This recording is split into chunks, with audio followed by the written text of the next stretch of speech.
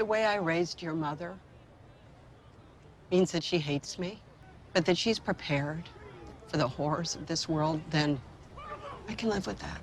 Say something!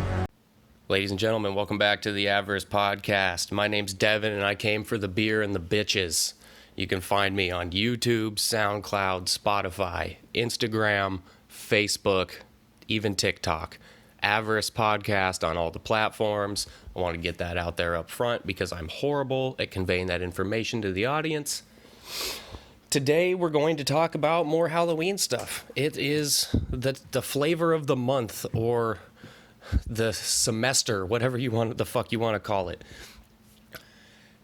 Basically, I've been rewatching the movies, reading theories, watching other people's videos, and when I do, I make little notes of ideas for possible things I can talk about, and they pile up. So, unfortunately, a shitload of them are about Halloween, or maybe fortunately for you. I have found that content creators who make stuff about Halloween and other movies, I tend to watch mostly their stuff about Halloween and skip over the other stuff. So maybe it's not such a bad thing that I'm doing so much Halloween stuff. You guys will be the judge of that. This was just an idea that came to me. It was like an epiphany. And I'm not even trying to sell it as some great, remarkable, unbelievable, thought-provoking culmination. It was just a path that I saw that they could take, and they being the creators of the Halloween 2018 film. So my idea of where do they go with this? How do they end it? And I haven't flushed out the details or the in-betweens too much, the ins and outs.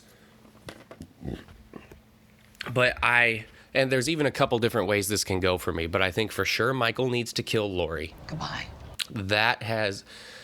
She has been the main protagonist in the entire franchise. She's been the one with the most staying power. She's been the one that's most reliable with the fans and the box office. She's been the one that consistently gets away. We've seen her transition into a different type of person over the years, even though technically 2018 is a direct sequel to the 1978 one, and Halloween 2 and Halloween H2O and Resurrection. None of those technically count. The fans still have it in their memory bank. They've announced that they're making 2 sequels, so I don't know how they're going to get through the next movie and to the final movie. As I understand it, they had some ideas that they wanted to incorporate into the 2018 film, and they felt like it would be 10 pounds of shit in a 5-pound bag. So they decided to scale back the scope, make a solid product, but not get too deep into whatever twists and turns they were trying to go down. This is just how I am reading the situation. And they decided to set those other ideas aside, barring the success of the 2018 release, and then they would be able to incorporate those into a sequel or sequels. Now, hopefully for them, they're not spreading their ideas too thin, trying to make 2 movies, and they're not trying to wring too much, blood from a stone in this situation, and they're able to make it play. I haven't taken the time to really try to think out how you get from A to B, how we get from the ending of 2018 to my idea.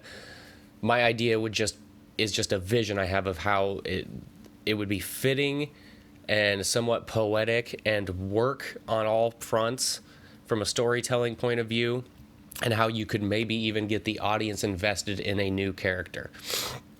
Possibly, or it could just be an end. It could just be means to an end. So, my idea for how we sort out, basically I was looking at Laurie, Allison, and Karen. I didn't do that properly, descending from age. Laurie being the grandmother, Karen the mother, Allison the granddaughter, or the daughter. So we have these 3 generations of Strode girls, and then we have this shape. That's basically what we're carrying over into the next film. There's not really anybody else of significance or importance unless they're going to start calling people back who survived the first movie. It definitely would work with the fans if you do it right, if you get the right actors, if you get the same actors that were playing the parts back then, and you call them back in the appropriate ways. I'm wondering if that was part of what their plan was for the 2018 version, and they thought it was going to be too convoluted and just too busy and too much shit in one movie. Maybe if they cut out all the tributes to the sequels that they decided they were going to ignore, they would have had more time for bringing in characters we care about or developing the characters that they decided to use more so that we would care about them. Because at this point, like I said, we just have Karen, Allison, Lori, and Michael moving on, carrying over. Hawkins should have carried over. The Sartain kind of double cross copycat twist was a weird decision. Sartain was playing out like he was going to be a steady character in this new run. So how does the story for these 4 characters that we actually have emotional attachment to, how does that culminate? They may bring in some characters in Halloween Kills that we are familiar with, similar to how reality shows will do it, or even some more popular sitcoms or TV series have done it. Something like Survivor or Big Brother will bring in a few people that the audience is familiar with from past seasons, and they'll plug them into the new season. You already have somebody that you have an opinion about. You're invested in watching from day one, and that's enough to string you along until you become acquainted with all the new personalities and decide who you do and do not like from there. And then if the veterans get voted out, it's irrelevant because you've already got new people that you've saddled your wagon to. Same situation. If they decide to bring back a Tommy Doyle, a Sheriff Brackett, a Lindsay Wallace, somebody of that ilk, and put them in Halloween Kills, the old school fans are immediately going to have a relationship with this character. They're immediately going to have feelings one way or another about this character, and that could help you out in the long run. But those people are likely to be irrelevant once we get to the very end anyway. Most likely, it seems like if you had anybody that you were long game planning on having be instrumental in the end of the series, you would have introduced them in 2018. Since this thing essentially plays as its own kind of trilogy, and the more I look at it, the less I've realized that it's connected, or the less... Okay, this isn't... The more I watch 2018's Halloween, the more I realize it is not very connected to the original from 1978.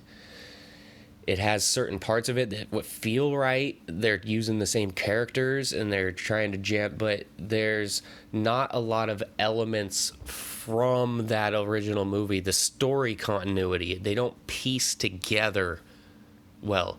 It feels like you're watching a movie with the same characters, but on a different timeline, so to speak. And since we're so accustomed to that in the Halloween franchise, it makes it easier to digest. But what they've essentially done is taken the bones or the scraps of 1978's Halloween, made their own kind of modern slasher creation, which was highly successful by any standards, but doesn't really compare and hold up to the original from 1978. And now they're getting 2 sequels for that. So they've essentially just kind of creating their own trilogy here. So it seems to me like if you were going to call back any of those characters, any Tommy Doyles, any Brackets, anybody like that, and you were going to have them last through and be instrumental in Halloween Ends, in the culmination of the timeline, I feel like you would have introduced them in the 2018 iteration so that you would have the consistency of them being in all 4 movies, and it wouldn't seem maybe too abrupt. I guess if you do it early enough in Halloween Kills and you have it and you do it effectively, it could still work and not feel rushed. It just doesn't seem like creatively that would have been a decision they would have made, though. Like, fuck it, let's swipe off bringing back the returning characters from the old timeline, and we'll push those to the next movie.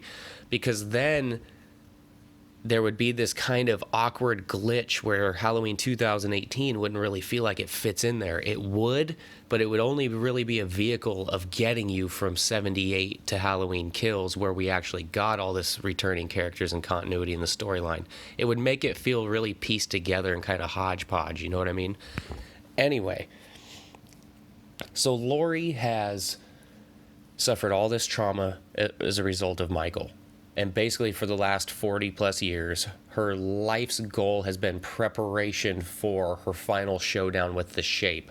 And only one of them is going to walk away, if any of them. That's a possibility as well. They could always, one of them could kamikaze it. She could die with her monster. She could go down with the ship. That's all on the table. But I don't think that it's going to go that way.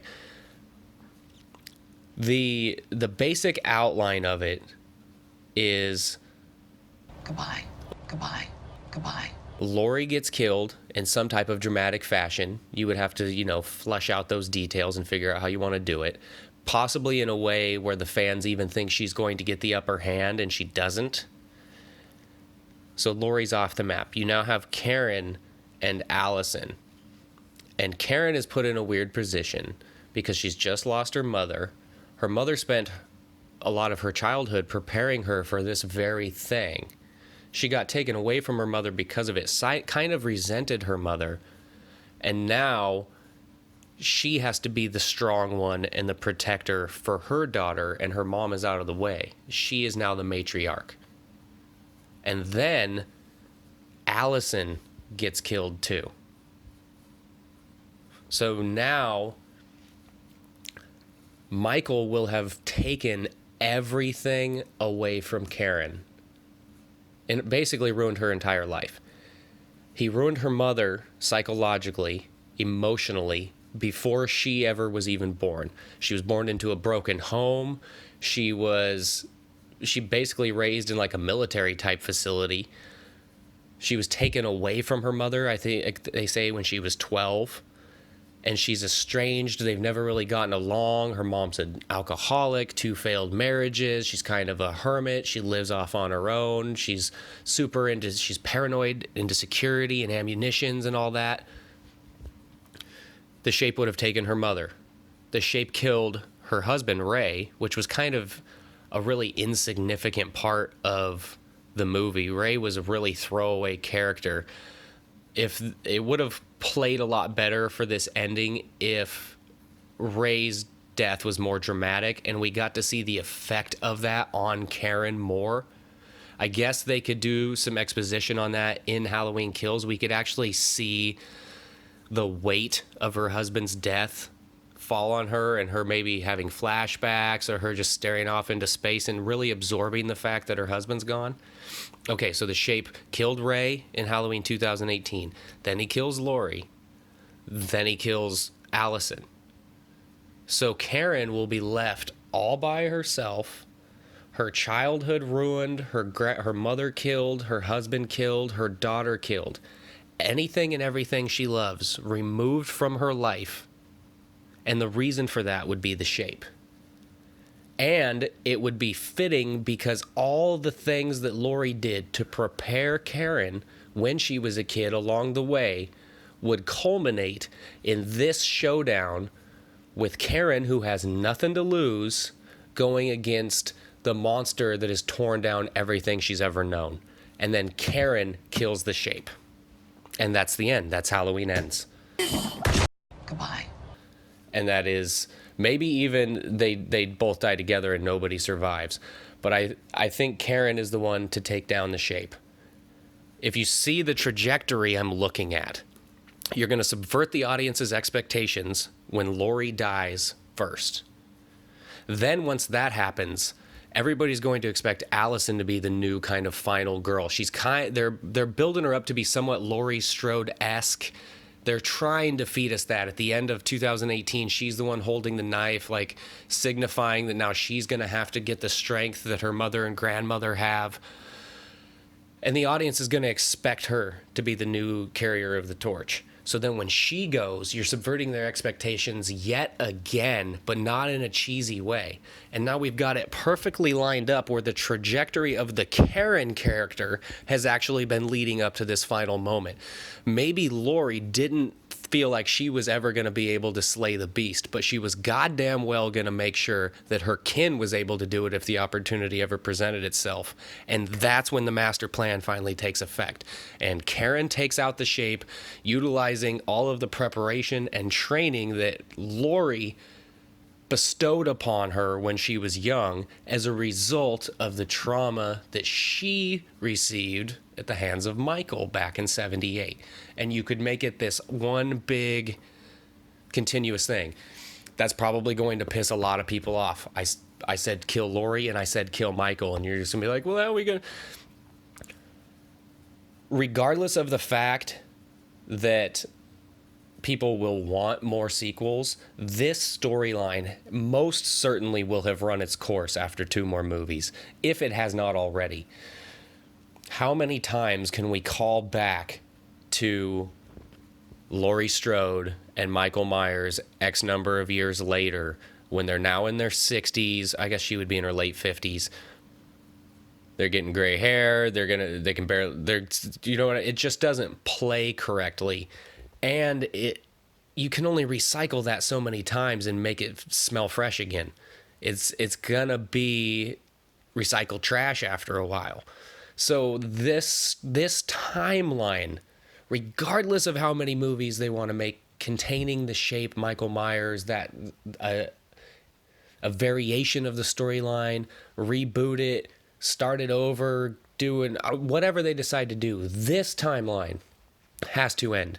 And there's no more clear indication that that's what they plan to do than announcing that the second or the third movie in their trilogy is going to be called Halloween Ends. How the fuck could you name it Halloween Ends and then have anything in this storyline beyond that point? That's why I feel like it is subverting a trope to kill Allison and have Karen be the one in the final showdown. I see how this could play if you replace my idea, you switch Karen and Allison. So Karen dies, and now Allison, vulnerable, young teenager just coming into her own, she now has all this forced upon her. She has to deal with this dire situation all by her lonesome. She too would have lost everything she's ever known as a result of the shape. And she's going to have to basically channel her grandmother from 1978 and have this showdown and try to take down the blackest eyes we've ever seen, purely and simply evil, the shape of a man. This ghostly, ethereal being that appears one place and is gone and rises out of the darkness and sits up like a robot and looks at his kills and tilts his head like he's not quite sure what he's done. I get how all that makes sense. That is the obvious thing from a horror trope perspective. If you were just looking at it broad strokes and you look at what they did in 2018, you would say, well, they're going to try to kill off Laurie by the third movie, and they're going to pass the torch on to her granddaughter, and then her granddaughter will continue in the sequels from there on. Michael isn't going to get any younger if you do that. It just doesn't play that well. You're going to have 70-year-old Michael trying to chase this 20-year-old girl wearing a Fitbit and jogging. Like, it's just... Say something! There's limitations to it. As Dave McRae says, it has a shelf life. So... Say something! A lot of people are going to come into it expecting that to be the direction they go. You're going to have another crowd of people that are delusional and expect Laurie to save the day and survive till the end like she always has. Say something! But I don't think that Jamie Lee Curtis would even want to do that because she wants to close this fucking door. I think she's tired of coming back to play Laurie Strode. Although 2018's Halloween was one of her best performances, in her entire career. Just her facial expressions and the way she exudes emotion with her body language. Like, yeah, fuck off, I'm not listening to you. Or the anxiety. She did a great job. Say something! Say something! But I don't think that that's the direction. So you could have, and you could switch Karen and Allison in my theory, and you could have Allison and Lori die. I mean, excuse me, Karen and Lori die, and Allison have this final showdown with Michael. I think that my way subverts expectations more. It's more shocking. It's more satisfying in the long run, and it makes more sense for the character arc of Karen because she actually is competent. She has training with weapons. She is very familiar with at least Lori's description, an explanation of what the shape is. She's more familiar with the scenario and more equipped to handle it than Allison would be. So your logic police get avoided there too. And if you're ending it here, who gives a fuck? I mean, I'm not saying who gives a fuck about the logic, but you don't. You're either going to go about this one of two ways. You're going to go about it like this is the fucking end, and you're going to end it in a way that is undeniable, or you're going to leave it open for a sequel. If they are going to leave it open for a sequel, then Allison makes total sense because she's the new blood. She's the young gun. She's going to be able to carry this for a few more movies and only be in her 20s. If you are truly trying to bring it to a satisfactory ending, unequivocally ended, over, then I would go with Karen. I'm curious to see what people's reaction is going to be to this because I think that it's fucking great. I know that the execution to get there is probably just as important as that. How we work our way through Halloween Kills. Do we lose a large portion of our audience before we ever get to Halloween Ends? Do we show our hand too early? All of that stuff. The way it's shot. Are they going to get the mask right again? Is it good? Going to be lit right? Are they going to do the kills right? All of that shit matters. I'm not saying that, boom, you do this ending and you've got yourself a fucking successful trilogy. Like I said at the beginning, I have not flushed out fully how you would get to this point. I'm just saying, again, broad strokes, point A to point B on a map. Where are we going to end? Where is our point B? Or maybe I guess you would have to say point C because Halloween Kills would be A to B, Halloween Ends would be B to C. So maybe Jamie Lee Curtis dies in Halloween Kills and they try to pull off Halloween Ends sans Laurie Strode, but I doubt it. The box office numbers show that if Jamie Lee Curtis isn't in a Halloween movie, you are going to have a hell of a time getting people to attend it at the movie theater. That's just the way the stats pull out. The top 4 box office gross all-time adjusted dollars for the franchise are all Jamie Lee Curtis movies. So that's kind of indisputable. She's the undisputed champion of the antagonist role in the Halloween franchise. So I think it would be very risky for them to try to shed her in Halloween Kills and pull off Halloween Ends in a way where you still get people to actually come out and watch it. You would have to do a lot of work to get us invested in Andy Matichek as playing Allison and Judy Greer, playing Karen. Because at this point, we don't even really care about them. It's kind of a vicarious thing. The audience is super attached to Laurie Strode, and so we are willing to kind of let Karen and Allison get grandfathered in, and we will vicariously care about them because Laurie cares about them so much, and it would be damaging to her, the character we care about, if something happened to them.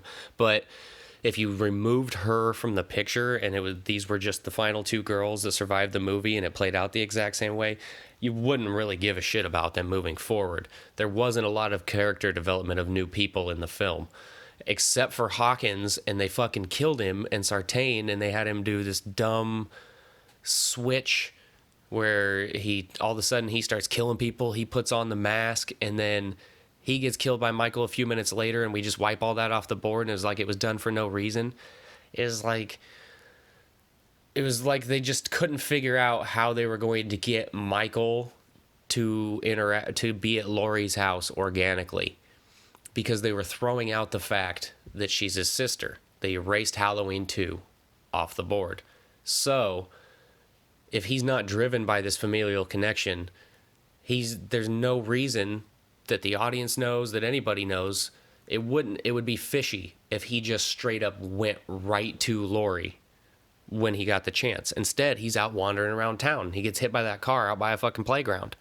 So then it's Sartain who wants to bring Michael to Laurie.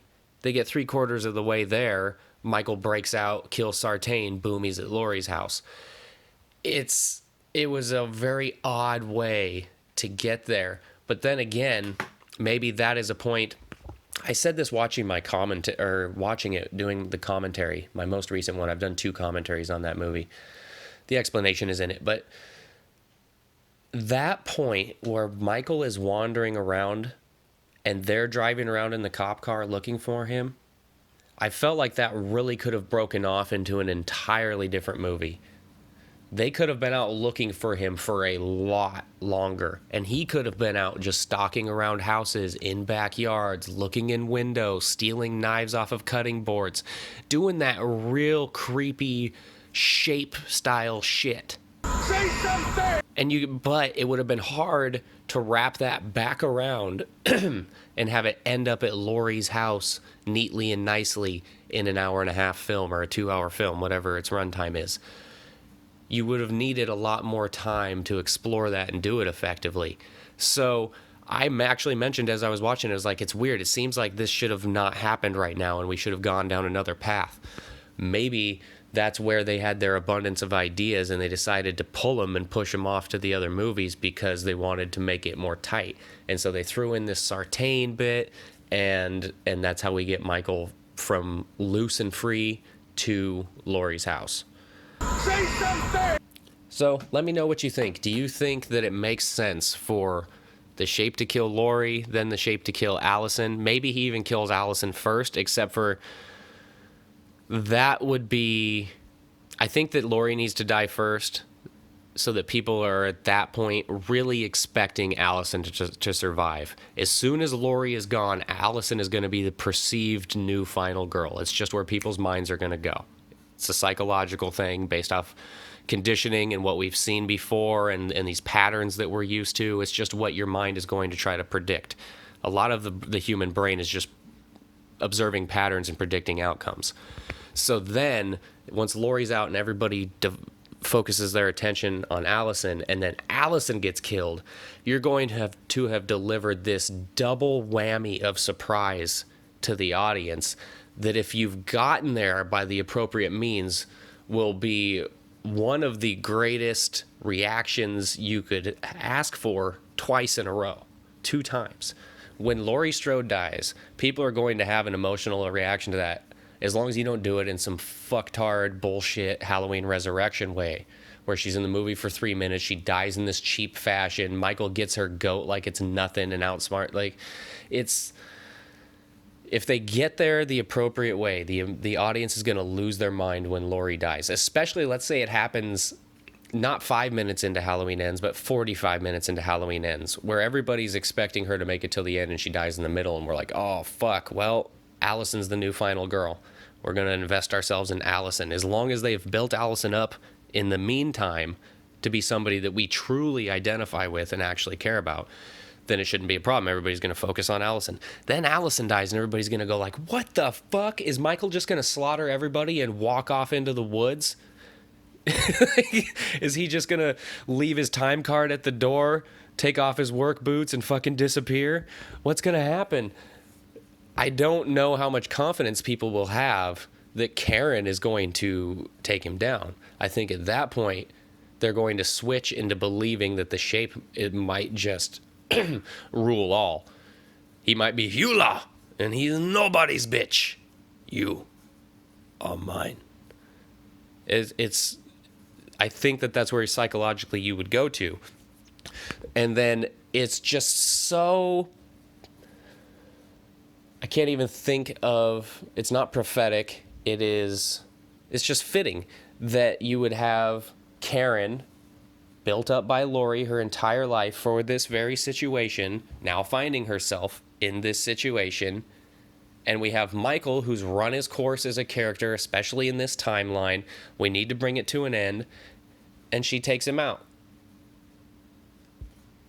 Cut to black. Or maybe it's left a slightly ambiguous. I don't know. See, Carpenter left 78's ending ambiguous because that was supposed to be the intention, was that he was the boogeyman. You never knew where he was. He's here 1 second, he's gone another. That ethereal, ghost-like feeling was what he went for.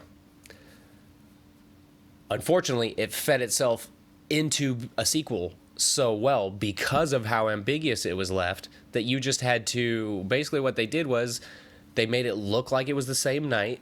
They did a great job with the lighting and he was just out wandering around because he disappeared at the end of the first one. You can have him anywhere in Haddonfield as long as it looks similar enough that we're willing to suspend our disbelief and believe that this is actually the same night. You can go anywhere with this because he dis-fucking-peared.